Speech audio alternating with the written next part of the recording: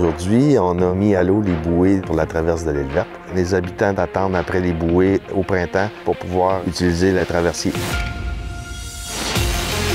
À l'époque, pour baliser le chenal, ils plantaient 25 arbres dans l'eau avec 3 ou 4 pieux par arbre. C'était une façon de fonctionner très archaïque qui demandait beaucoup de travail. On a décidé d'aller avec quelque chose de plus moderne.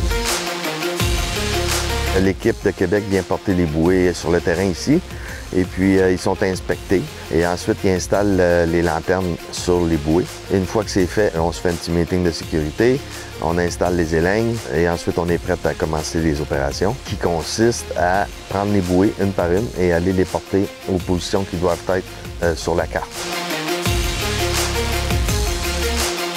On a une antenne des GPS que j'installe à bord de l'hélicoptère et avec ma tablette, je suis capable de suivre en temps réel notre position. On a rentré les coordonnées des bouées déjà dans l'appareil de l'hélicoptère. Donc l'hélicoptère se dirige automatiquement où ce qu'ils doivent être.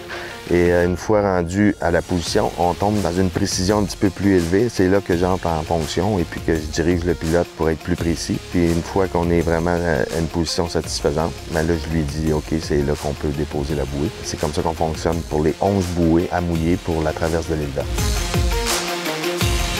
Les bouées permettent aux traversiers d'opérer et de réduire les coûts pour amener les gens à quitter l'île ou aller sur l'île.